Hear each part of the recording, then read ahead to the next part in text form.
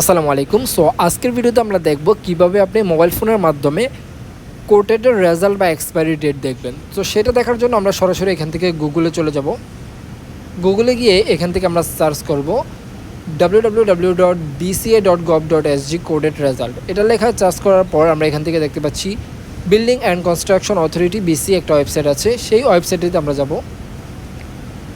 ওয়েবসাইটটিতে আসার পরে আমরা এখান থেকে দুইটা অপশান রয়েছে। এখানে আমাদেরকে একটাতে রেজিস্ট্রেশন নং দিতে হবে, আরেকটাতে আমরা যে একটা ক্যাপচার দেওয়া হয়েছে সেই ক্যাপচারটি দিতে হবে।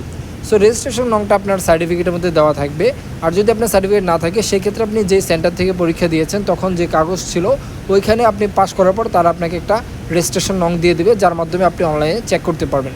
সো এখান থেকে আমরা যেহেতু এক্সপায়ারি ডেট চেক করবো সেক্ষেত্রে আমি এখান থেকে আমার রেজিস্ট্রেশন নংটা দিয়ে দিচ্ছি। দেন দেওয়া হয়ে গেলে আমরা এখান থেকে ক্যাপচারটা পূরণ করব।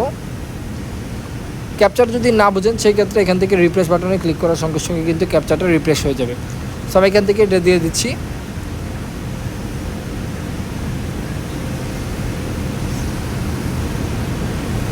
ওকে, সো ক্যাপচার দেওয়ার পর আমরা এখান থেকে সার্চ অপশানে ক্লিক করব।